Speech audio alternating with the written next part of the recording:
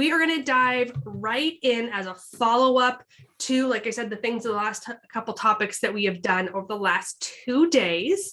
And so the first thing we're going to talk about today is content that drives leads.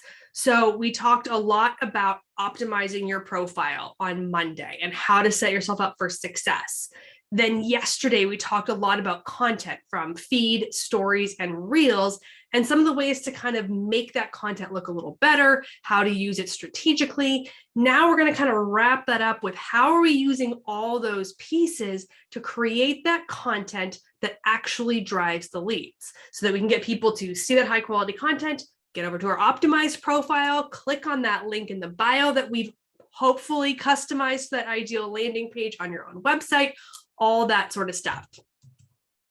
So before we dive into that, I do want to make this very distinct differential between the link in bio versus somebody sending you an email. Now, these are both very common calls to action. One is click the link in the bio, they go to your website, or you say, shoot me an email, and they send you an email. So they are both effective, but they have two different outcomes and they have two different legal components. So if you are looking to build your email list, if you want people to get onto your newsletter and you want to be in their inbox, you want to be doing something with a link in bio where they are opting into your email. That is putting them into that lead generation funnel that we have created within marketing.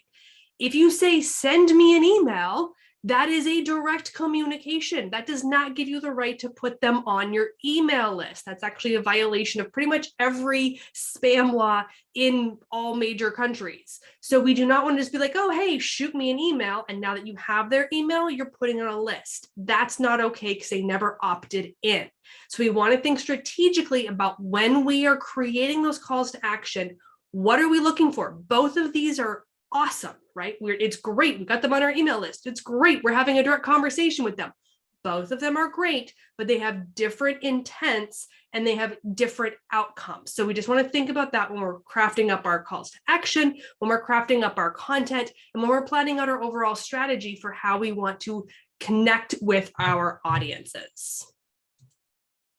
Okay, so now that we've got that kind of out of the way, we can clearly focus on driving that traffic and those leads. So some of the best things that you can be doing to create that type of traffic, getting people to your website, is doing things that are resource-based content, things that people want and need in terms of information, valuable referrals, those sorts of things. And some things that you can do with that are if you're creating your own blog posts or if your agency is creating blog posts, that's a great way to drive traffic back to the website and now be able to collect, whether it's them opting into something, even if it's just being able to retarget them with ads. Now that they're on your website, you have that access to that traffic.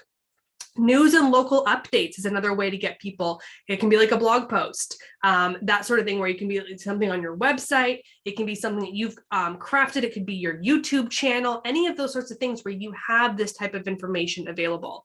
Also local activities, whether that's seasonal, whether that's, something going on with like the OC fair is happening, or are there parades going on, or are there July 4th activities happening? Those types of things are things that people want to know and will be willing to go find out more information about. New construction, and not just residential construction, but if there's construction going on, whether that's commercial, what's going into that commercial space? What are the expectations for it? What are the impacts going to be? If there is residential construction going on in the neighborhoods that you serve, what does that look like? How many new homes? Are we talking apartment type housing? Are we talking single family homes? What are we looking at? Being able to provide those resources so people know, hey, that's something I am interested in, or, oh, yep, maybe I want to avoid that area for traffic for the next year, whatever it is, that's a resource information that's valuable to them. Doing those home value surveys obviously is a great way that we consistently use to get people to opt in and build those leads. And then of course your new home listings, when those people are ready to buy and sell, they're looking at those listings, right? So you can get people to your website with those types of content as well.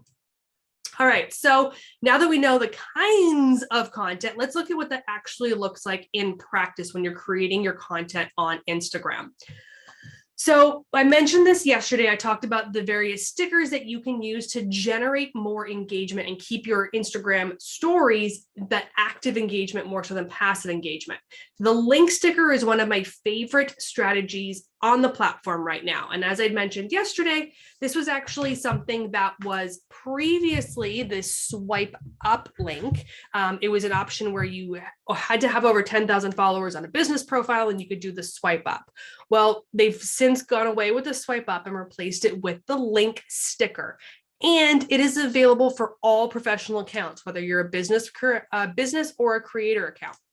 So you go to your sticker icon, which is the square with the little smiley face at the top of the story screen. That's where your stickers are. You choose link, and then you can paste any link. You do not need to say, go to the link in my bio. You can send people to any link you want. It can be to your YouTube video. It can be to your MLS listings. It can be to your blogs.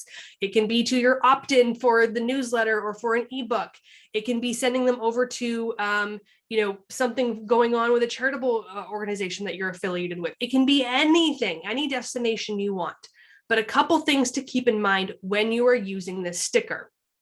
If I go and want to send somebody to my YouTube channel and I put in it's the YouTube link, I've copied and pasted it. It's youtube.com/ like series of letters and numbers.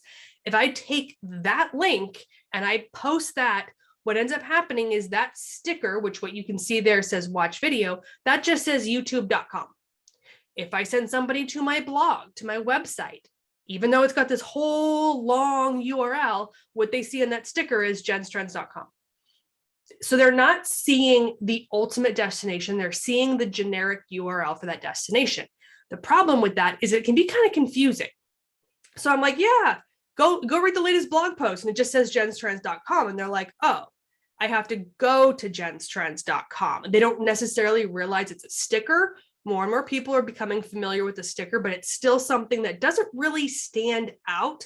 So we want to make it very clear that this is a sticker, and we want to assign it a very clear call to action. So when you're actually setting up the link sticker, when you paste the link, directly below that is an option to customize text, and you can make that whatever you want. So in this case, sending someone to my YouTube video, instead of just having youtube.com, I put the call to action, watch video. You could say read now, sign up now, find out more, see the property. You could put whatever you want as the call to action. Then we want to make sure to draw attention to that sticker in our story. So in this case, you can see I'm literally pointing up and that I pasted the sticker right above my finger. You can also use various other stickers within Instagram stories. You can use the little GIF stickers. A lot of times I use like a flashing arrow or like the arrow that looks like it's clicking. I'll put like little sparkles and little explosions that are popping out around the sticker.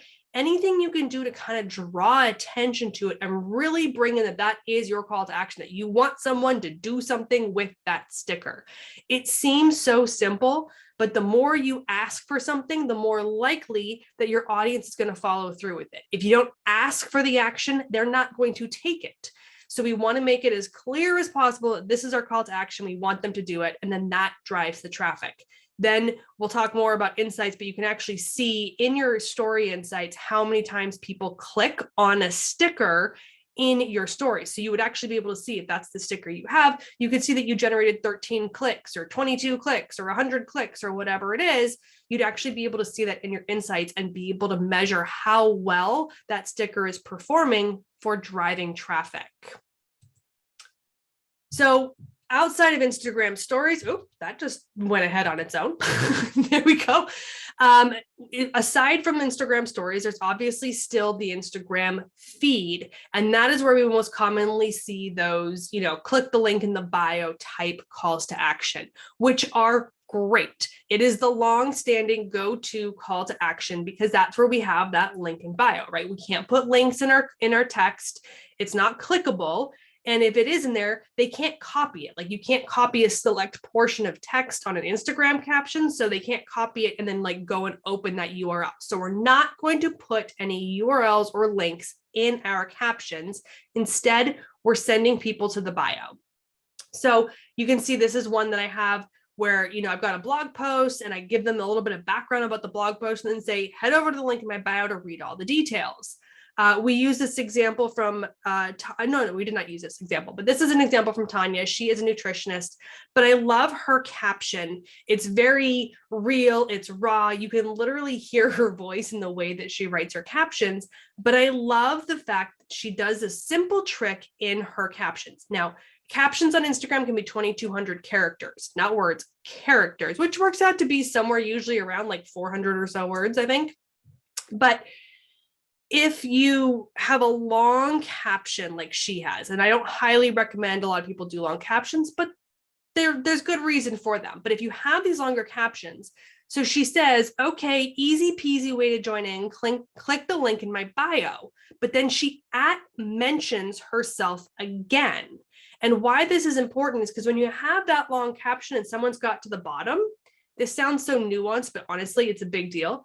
People don't necessarily want to scroll back up to click on your profile to get to that, link in bio. So by mentioning herself there in that longer caption, she's made it so that I can literally be like, okay, cool. And I can click on her username and get to her profile without having to scroll back up. It's really, again, it's kind of like the sticker in Instagram stories. The easier you can make it for people, the more obvious you can make it for them to take that call to action, the more likely they are to do it. And then this is another strategy here that I'm a huge fan of. And I use the direct message strategy actually quite frequently when I want to get people to sign up for my newsletter. So in this case, Morgan has, her post, she's got her caption, but instead of saying, click the link in the bio, she's saying, if you're looking to list your home for sale and don't know where to begin, let's connect. DM me to start. So she's inviting you into her inbox. That's her call to action. Your call to action doesn't always have to be click the link in the bio. It can be send me a DM. It can be call me. It can be, something related to coming, to the open house, coming into your office, whatever you want that ultimate call to action to be. It doesn't have to just be the link in bio. And like I said, one of the strategies that I've been using lately is I tell people, I'm like, hey, Instagram, the first Wednesday of every month, my newsletter goes out. And I usually post just before, and I say, Instagram has given us, 10 updates this month. Don't miss it. If you want to get signed up for the newsletter, send me a DM and I'll get you the link to register. And so I'm not telling them to go to link in bio. I'm not telling them how to sign up for my newsletter. I just say, send me a DM. And then they send me a DM and they're like, Jen, I want to get on your newsletter. And I'm like, great, here you go, bit.ly/Jen's Trends newsletter. Boom, done. And they can click on that link and they can sign up.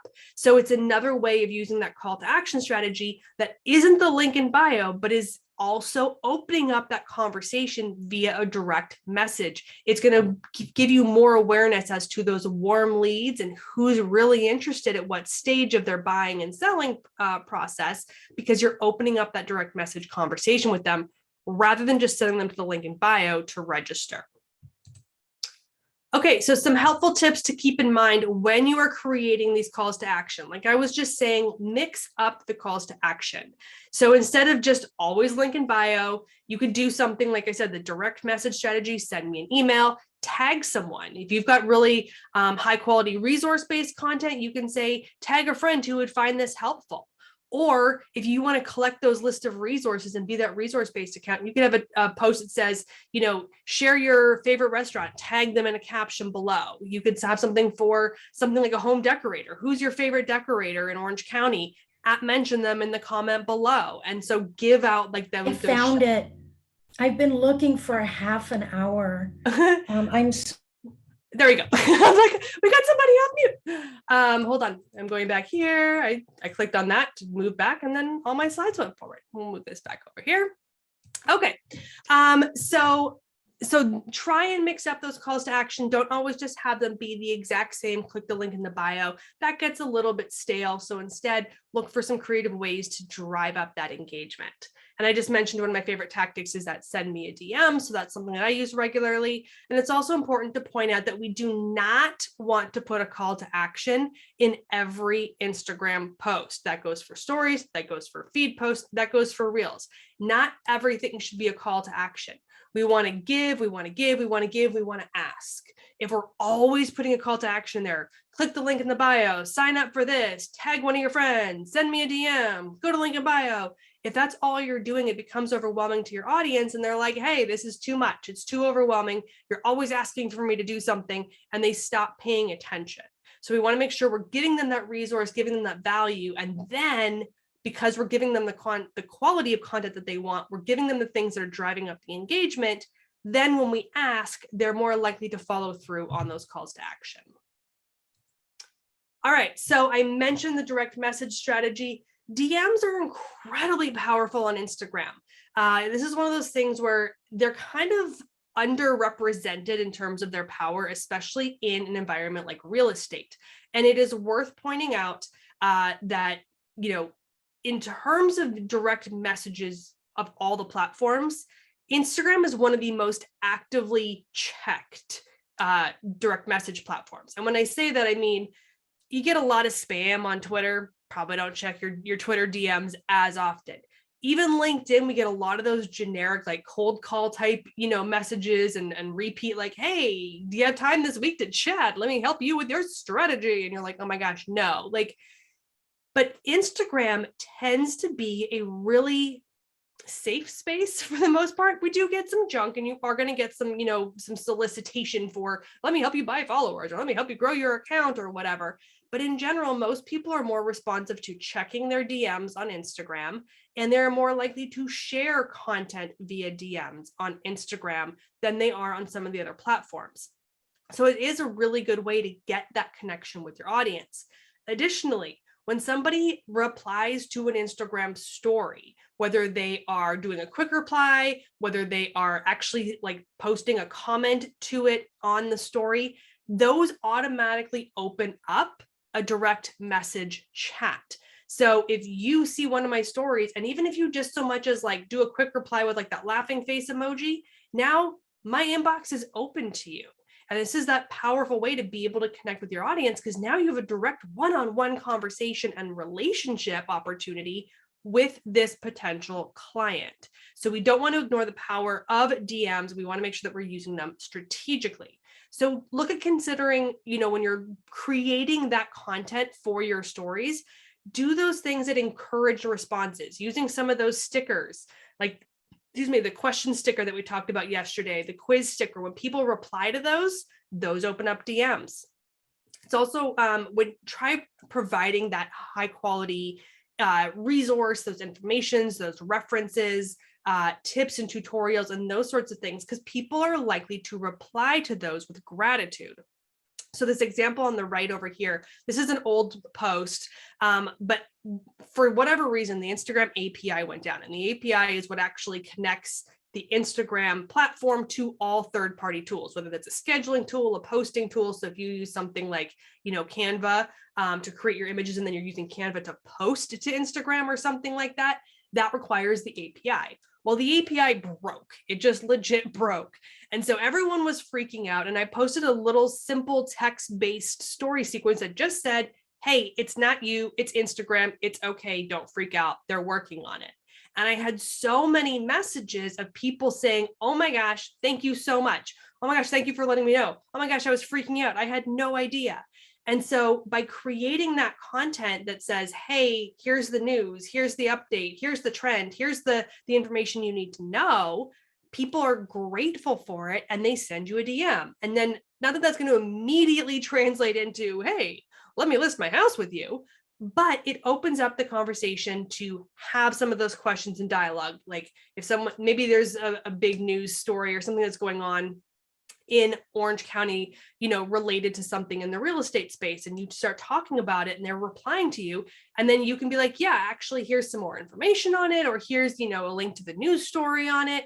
And then you can say, if there's ever anything else I can do to help you, let me know. Like just leaving that out there and opening up that opportunity for those dialogue that can then build into that longer lead generation for building up to the stage of, whether they want to buy or sell and sign with you. The other reason Instagram stories are so Instagram DMs are so powerful is because it takes the conversation off the public forum. When someone replies to your feed post, it's public. Anybody else can see it. So that back and forth conversation is technically anybody can see it, but not in a direct message. It's private.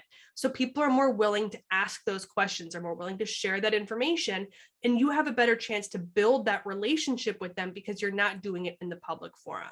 So answer their questions, provide those solutions, go the extra step when it comes to creating these conversations in direct messages to actually build those relationships and nurture the leads. Some of the things you can do when it comes to those direct message strategies: encourage people to DM you. Have that be one of your calls to action. Send me a DM. You want more about this? Shoot me a DM. Nurture that lead and gather the information.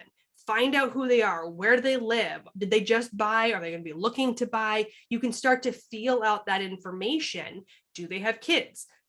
Are they the more luxury type client, or are they a bit more of the the economical client? You can start to feel that out with conversations in the direct messages. Also, really make a concerted effort to reply to people that have messaged you.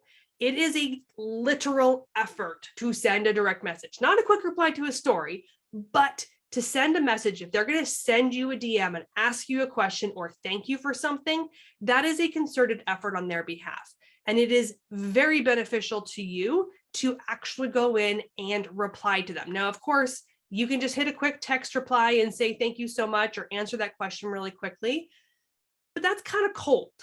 So instead, personalize the response. Go in and see if you can find their name. Does their name, listed on their profile? Does it tell you more information about who they are? Even just using their name and saying, hey, thanks, Susan. I really appreciate you reaching out. Now they know it's not a canned response, but something that they actually took a little bit of effort to figure out what their name was. You can level up that personalization by doing voice messages or even video messages in reply. So when you get that question, rather than just typing up the response, hit that voice record and voice record or video yourself replying to that question. This is something that not a lot of people do, and it really builds up that trust factor. It really builds up that relationship opportunity to connect with you, where they're like, oh my gosh, like, I heard their voice. And it's also a lot easier and faster to do a quick voice record than to type up the whole response when you're on the go. And maybe you're not camera ready. That's okay. Do the voice recording. Even if you're not camera ready and you're in the car and you're like, schlepping the kids between, the 15 extracurricular activities of the week, that's okay. That's part of your relatability. And sometimes those can be even more powerful because someone's like, wow, you really took the time out of your day to quickly reply to that, even though you're sitting in your car waiting at carpool, or those types of things. So try to personalize as much as possible and just give that level of personal touch when you're creating those replies to DMs. All right, so what about Instagram Reels? We talked about Instagram Stories with the link sticker. We've talked about Instagram Feed. We've talked about DMs. What about Reels? Well, here's the thing. Reels are great. We talked a lot about Reels yesterday, but Reels are not ideal for lead generation. They actually are really bad for conversions.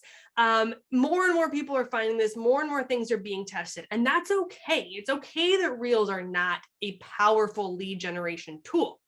What we want to use the Reels for is getting the attention, growing the audience, reaching more people. They are good for exposure. They are good for bringing people into your audience, getting new eyeballs on your content, and then our other content is going to serve them as a means to eventually get them to those lead generating places. Not saying you can't put a call to action in your Reels, not to say that they can't drive traffic, but most people, when they're watching a Reel, they are in the scroll mode. They are watching that Reel and they don't want to have to leave that to go do something. And there isn't an easy way within Reels. There's no link sticker. If you say click the link in bio, they have to navigate to the bio, and it's in a way that they're not prepared to do it because they're in a scroll mentality. So they are less likely to follow through. As a result, don't stress about calls to action in your Reels. Use them for what they are good for: exposure, opportunity, and growth. And then use your feed posts and your stories and even the DMs for pushing those calls to action. All right, so now let's talk about measuring performance. How are we going to actually go through all the things that we've talked about over the last 3 days and know what's actually working? Because you're like, yeah, Jen told me to do this, so I'm doing it. But how do I know if it's actually working? Well, that's why we want to look at our Instagram insights. When you know what is working on Instagram, you can create better content overall rather than just, kind of spaghetti on the wall and seeing what sticks. When you can say that post performed really well. Why did that post perform really well? Okay, we think we figured out the recipe with that. Let's recreate that. Let's do more of that. Let's have more high quality content. It allows you to give your audience more value based on their needs. When you listen to your insights tell you what your audience wants, not what you want, what they want. And we want to give them more of what they want, because when we give them what they want, they keep engaging, so that when we do say, here, go, check out this MLS listing, show up to this open house, hire me as your realtor, they're more likely to say yes. But we have to give them the things that they want, and that's what your insights will tell you. And you'll also be able to understand what content drives what outcomes. So sometimes I will create a post that will get very little engagement. Like I'm talking like 30 or 40 likes. I'm totally okay with that because people clicked on that link in bio. People went and did the call to action that I asked them to do. I'm not worried about engagement on that post. I'm worried about the follow through. And I have learned the recipe for what works for calls to action and what works for engagement, and they're not the same. So I'm actually creating content with the intention of knowing if I do a piece of content that looks like this, I'm not going to get a lot of likes, but I'm going to get a lot of clicks. If I do a piece of content that looks like this, not a lot of clicks, but a lot of likes. So it's important to know what drives what purpose, so you create the right content for that ideal outcome. All right, you're welcome to follow through with this. You can open up your phones and go through as we look at these insights. Most people don't know where all of these things are hidden. So feel free, pull out your phone and go to your Instagram profile. There are 2 places. Now, I'm on an Android, so it might look a little bit different if you're an iPhone, but it's all still there. So you go to your Instagram profile, not the home button, but the profile. And you're going to have 2 options where you can access insights. It's either going to be from right there beneath your profile description. There's the big insights button, or up in the very top, there's that 3-line button, the hamburger button. Tap on that, and you're going to see the screen on the right-hand side where you have the get insights. So you want to tap on that. I'm going to give you guys a quick second because I'm sure you're navigating through and I don't want to skip ahead and have everybody like, wait, how do we get there? So again, 3-line hamburger button and go to Get Insights. When you do that, you're going to end up on a screen that looks much like this. This is one screen. This is one very long screen, and I cut it into 2 screenshots so we could actually fit it on the slide and make it legible. So it's going to default to the last 7 days. You can see that button up at the top says last 7 days, and it has a little down arrow. You can tap on that and you can go as far back as 90 days worth of content. That's as far back as you can go in this capacity. There's other places in the insights where you can go longer, but for this, you can only go up to 90 days. So if you want to track this data, unfortunately, you're either going to have to go old school and like open up a Google sheet or an Excel spreadsheet and start tracking this manually, or use a third-party tool that tracks analytics and that can actually give you some of those trend analyses. So this is your quick overview. This is showing you in general how your content has performed over the last period of time, 7 days, 30 days, 90 days, that sort of thing. So you can see how many accounts you've reached, how many accounts have engaged with you. If your follower count has grown, you can see how much content you've shared. So in the last 7 days, I had shared 1 post, 12 stories, and 2 reels. So you can just get a really quick idea of where your content is at for that last period of time. But don't worry, we can dive a lot deeper. So you'll notice beside all of those pieces of content over there on the right-hand side of the screen, right next to the numbers and where it has the post numbers, there's those little right-facing arrows. Any of those will open up the deep dive insights to each of those things. So if I click on the arrow next to accounts reached, it's going to show me my account performance there. If I go to accounts engaged, it's going to give me all my performance there. If I've shared one post and I click on that arrow, it's going to take me to all my post analyses. So there's all these different places that you can start to dive a little bit deeper. So what does some of these look like? When you go to the accounts option, it's going to show you the accounts that you have reached. Now, again, you have a toggle option. I've just set this for the last 7 days, but you can change that time period up to 90 days. It's going to show you your distribution between followers and non-followers. This matters because if you're getting a lot of non-follower performance, that's good. That means you're showing up in searches. That means new people are finding your content. But we don't want it where 90% of our content is being found by non-followers and our existing followers aren't seeing it. So we want to, any distribution is normal. There's no right or wrong. We just want to make note of, in general, for your content, what's that normal distribution? For me, it's normally about kind of 25-30% non-followers, and the rest of it is followers. So this 7-day period, earlier this month, I had a higher distribution of non-followers seeing my content, and that was because I had posted a number of reels, and those got some additional exposure, which again, reels are good for new exposure. And you can see that in that next section down where we have the content reach, and it's showing me the distribution of followers and non-followers. So you can see stories is like 90% of my existing followers and just a tiny smidge of non-followers seeing my stories. Posts are about that 70-30 split, which is normal for me. And reels was about a 50-50 split, 50% of my existing audience and 50% of non-followers seeing my reels. So this helps you start to figure out what content is getting in front of which audience and helping you craft how you want that content to be formatted, whether you're talking to an existing follower or somebody who doesn't know who you are. You want to keep that in mind. So also worth pointing out that, and this scrolls down even more. There's a bunch more information that you can get out of these things. Couple nuanced phrases I want you to pay attention to. Reach is the number of accounts that you reached. Impressions is how many times the content was seen. So if you posted something and I saw your post 4 times, I'm 1 account. So that's 1 reach, 4 impressions. So impressions will usually be higher than reach. Impressions means people have seen it more than once. And so if that impressions is significantly higher than the reach, it means it's probably high quality content that people are going back and revisiting. And that's a good thing. That means people are taking it in and going back and whether they've saved it and they're going back as a bookmark because they want to, go back and pull that information up or go back and reference it or that sort of thing. So keep that in mind when you're looking at your impressions versus your reach. If they're 1-to-1, it means everyone's seeing that 1 time. If you get 1.5-to-1, that means half your audience has seen it more than once, kind of thing. Okay, moving on. So engagement. This is if you go back and then you choose the engagement option and you click that right arrow, you end up on a screen like this, which again, this is for the last 7 days. So you're seeing your overall post performance. This is not broken down by individual post. This is an average, a conglomerate of all of your post activity in that period of time.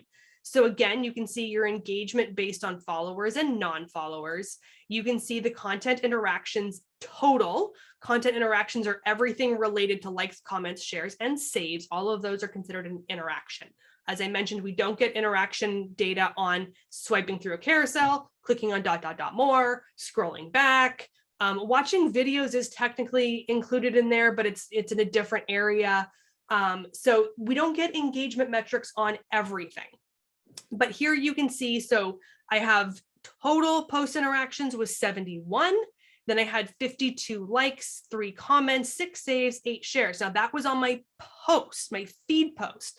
If we scroll down below that, you'll see my post interactions on my stories, and you'll see my post interactions on my reels. So it's going to total that all up. I had a total of 429 content interactions over all the pieces that I shared in that 7-day period, with 71 of those coming from feed post. So again, look and see where you're generating your engagement. Are your feed posts getting most of the engagement? Are your stories getting most of the engagement? Are your reels getting most of the engagement?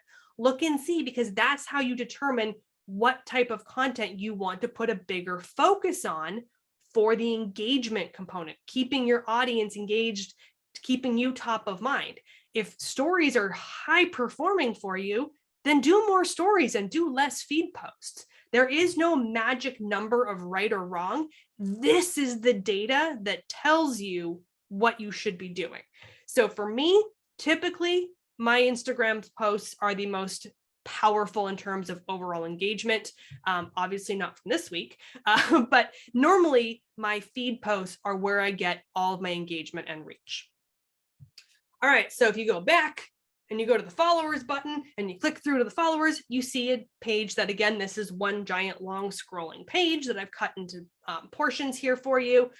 But so you're going to see your follower growth. So you're going to see your growth overall. Then you're going to see your number of follows and unfollows. You can see I did an event on June 4th. I got a massive spike in activity because I went and spoke at a conference and I got a bunch of followers. But you can see that growth over time. And again, you can change this from 7 days to 30, 90, that sort of thing. Then if you scroll down, you get more demographics. What's the average age of the followers? What gender? And yes, I skew heavy to a female gender or a female demographic. So I get a lot of, typically about that range, the 70 to 75% of my audience is typically women. And then you can go down below that and you can see when that audience is most active. So you can look at hours and days. So you can actually see that your audience is most active on Tuesdays. And you're like, wow, Tuesdays. Okay, well, let me post more often on Tuesdays. For me, mine is generic across the board. There is no one day that is better than the other. But then you can go even deeper and you're like, okay, great. Tuesday is my really good day. Then click on the hours option under active times, and it will show you the hours of the day when your audience is most active. So are they most active at 9 a.m., 5 p.m., and it can actually help you. Now, if your audience is most active at 5 p.m., you don't want to post at 5 p.m. because your content isn't going to get there in time. We want to post in the morning so it's in there and gaining traction. So by the time that they log on in the afternoon, they're likely to see your content. So it's more important to be there before. And honestly, in the grand scheme of things, the way the algorithms work, it doesn't really matter. If your audience is most active on Tuesday, just make sure that you're posting on like Monday or Tuesday. Don't wait till Wednesday if your audience is active on Tuesday. But other than that, the time of day really doesn't matter. The algorithm is going to show them that high quality, relevant content, regardless of when you posted it and when they logged in. But we want to get as close within days as possible to the optimum time. All right, additionally, you can go in and look at individual post insights. So that we were just looking at is when you go to the profile, you go to the edit or the view insights, and you go in and you see all that across the board, all the things. But you can actually go to each individual post from feed, stories, and reels and grab any of the insights for that individual post as well. You'll get detailed information on that overall performance, the reach, engagement, and so much more. So let's take a quick look at what that looks like. So on your Instagram stories, which is the image over here on the left, you will see where it says activity in the lower left corner. This is only while your story is active. Once your story has expired, it's really hard to go back and get any sort of insights off of it. So you want to make sure that you're grabbing this information while your story is still active. Down there in that bottom left corner is activity. You tap on that, we're going to see the insights. Hang on, screenshots coming. In the middle, we have Instagram Reels. You have to do this from the Instagram Reel. So if you go to your profile and you click on your Reel, it opens it in the feed mode. And from there, you cannot see the insights. It's really annoying. So you have to tap on it again, and that opens it into the Reels mode. And when it's in the Reels mode, you can click on that really hard to see little 3-dot button over on the right-hand side. And that's going to give you a pop-up screen where you can click View Insights. And then from there, get all the information. On your feed posts, when they're in your feed or from your profile, you find the post, and immediately below the photo or the video is that View Insights button. You tap on that and you get into the individual post insights. So here's what each of those look like. So again, on the left, this is for those exact same posts. So on the left, we have the Instagram stories. When you tap on that, this is what you see. You see the bar graph at the top, and then you see the eyeball and how many eyes. So that tells you how many people saw that post. So 174 people saw that story. If you tap on that, it shows you who actually saw the post. But the bar graph is what gives you the information. And again, that's a really long scrolling list of information, accounts reached, accounts that engaged with the story, profile activity, meaning they went over and did something. They went to your profile, they clicked on your profile, they followed you, something to that effect. And you can go through and get a whole bunch of stats and data. Things you want to think about when it comes to Instagram stories are clicks on any stickers in there. We want to keep track of that performance. You want to see how many people are either tapping through or exiting your story, because those are negative. If someone leaves the story, that's like, they were like, nope, I'm out, I'm done, and I don't want to do this anymore. Is it because you had too many stories? Did you have a call to action telling them to leave the story? Things like that you want to pay attention to. Now over here for the middle, we have what the reels look like. So you tap on that little 3-dot button, you end up on a screen that looks like this.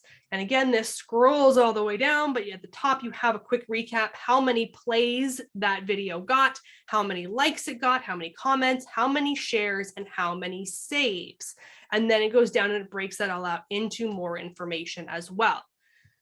The post insights over here on the right-hand side, same thing. You're actually going to be able to see kind of that quick post recap. So you've got the post information, you've got the likes, comments, shares, and saves. And then again, scrolling down, you have all the information. So quick, just to point out, again, this is why I don't do a lot of stories. I try, but look, 174 people saw that story versus 2,600 views on a reel and 4,000 reach on a store or on a feed post. Stories just don't work for me. I really do try, but my audience doesn't consume stories in the same way that they do for other people. And so that's why you want to make sure that you're looking at this and seeing where your value is. Where should you be committing your time to creating content? Because if stories aren't performing, then don't kill yourself creating them. If stories are outperforming everything else, then get your butt over to stories and start creating that content. But this is what tells you what works. All right, so all of that being said, and all the smorgasbord of content and information that's available to you and all of these insights, what actually matters the most?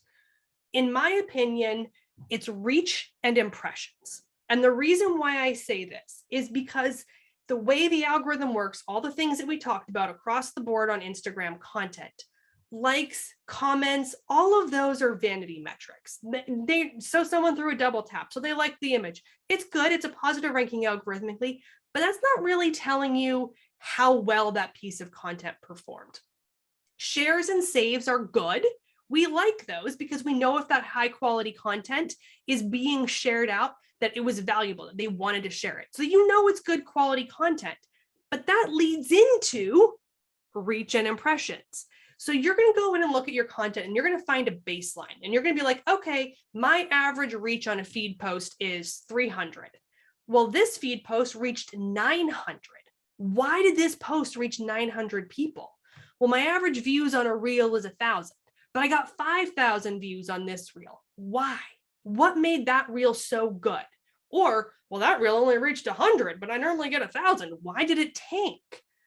Then we can start to dissect what is working, what's not working, and that can help us create that higher quality content, regardless of likes and comments.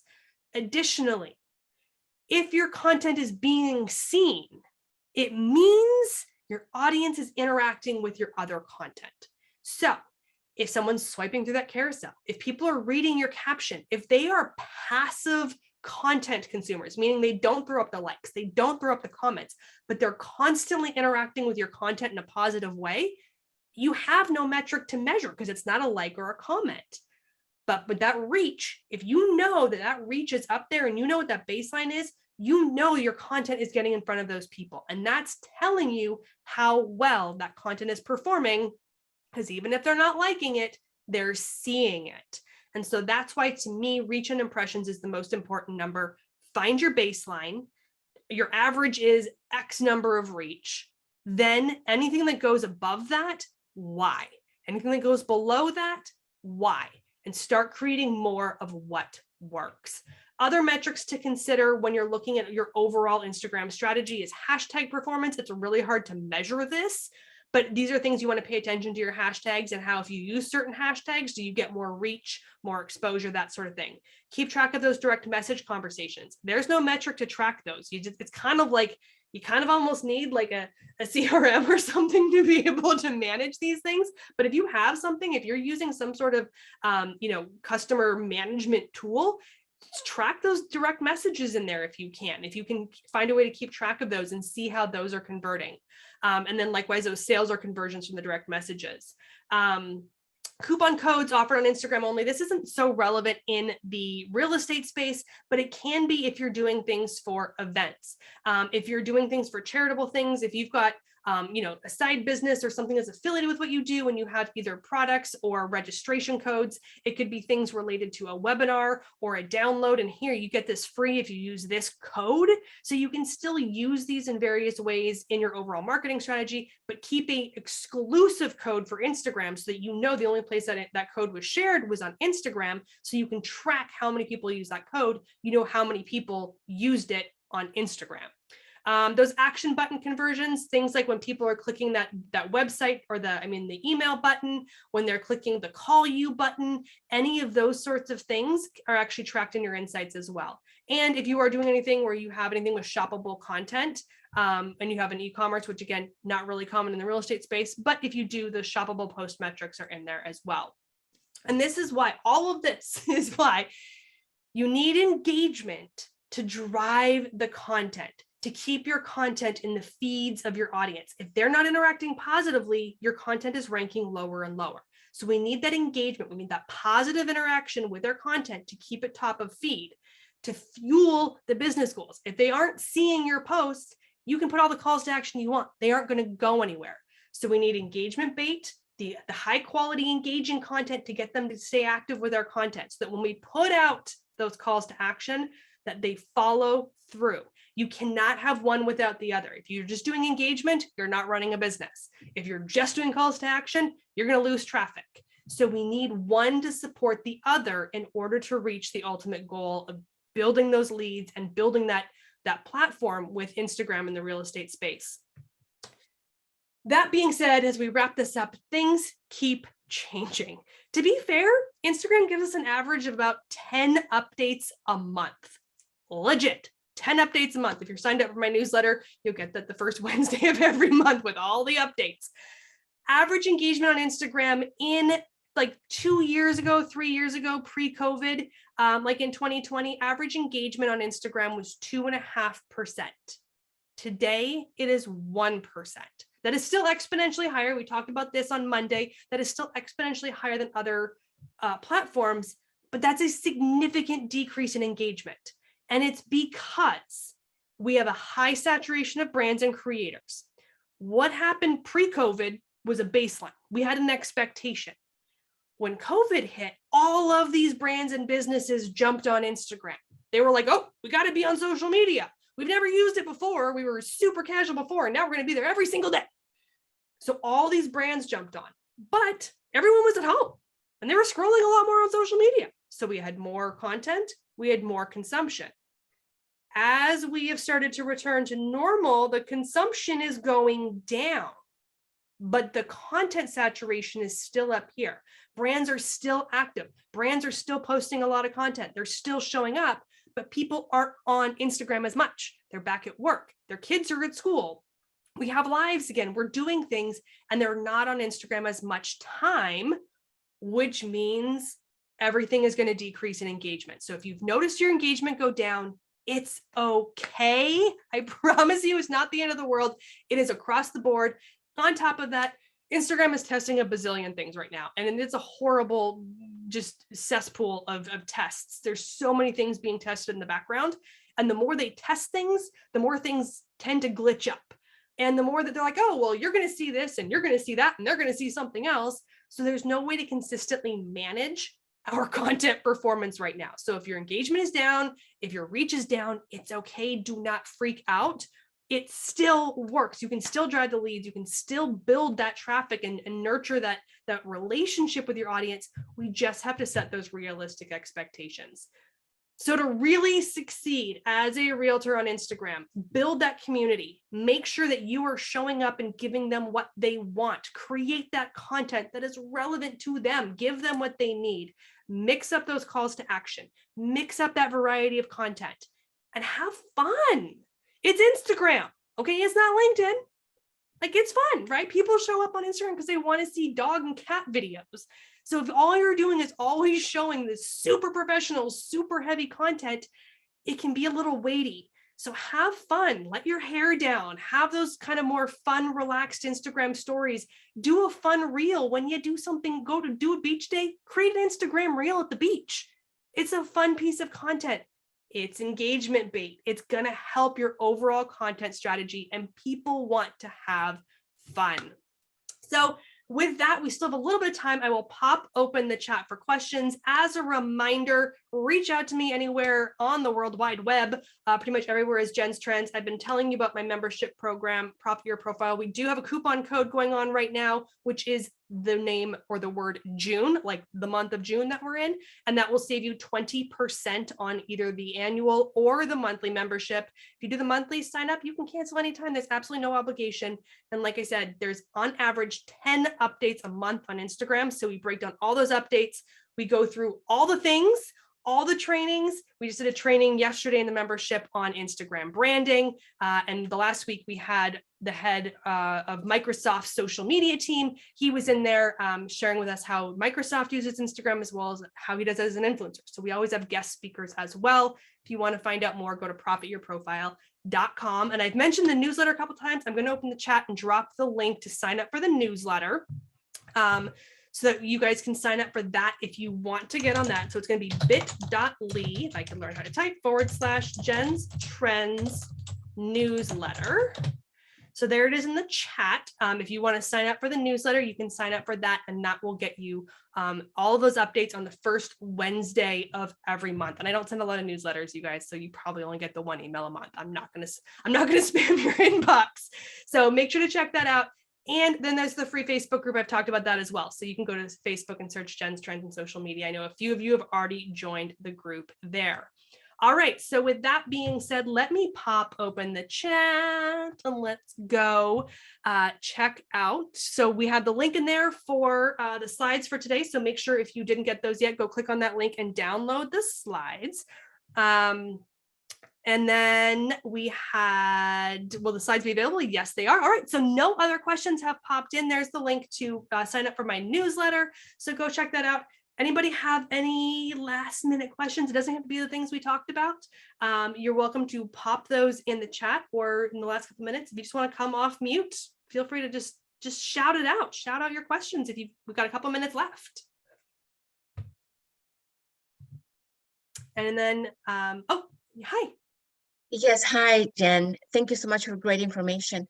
Your newsletter is just information for us to learn or something that we can use, or so the newsletter has a ton of stuff. So it goes through all the updates. So it'll break out all the Instagram updates, and then it has links to more information. So, here's where you can read the article on it. Here's where you can find out more. And then I actually go through and I break down all the big news updates for all social media. So Facebook, TikTok, YouTube, LinkedIn, Twitter, any big news in the social media space, I include all of those as well with a really short description of what the update is. And then again, link to, here's an article, here's the reference.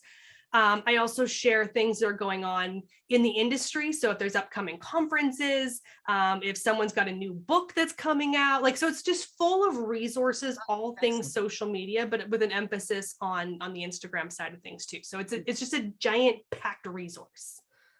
Excellent. Thank you so much. Yeah, of course. All right. Any other quick questions before we wrap up? All right. So thank you all so much. Again, make sure you grab those slides. And you will be getting another survey again today for follow-up. So make sure you fill out that survey if you haven't already from the sessions that you let everybody over there at the Orange County Realtors Association know how we did. And if you want to have me come back and do more training, I would love to come back. You guys were great. It was great to connect with some of you in the Facebook group already. And I look forward to hopefully seeing some of you around the space. Thanks, everybody.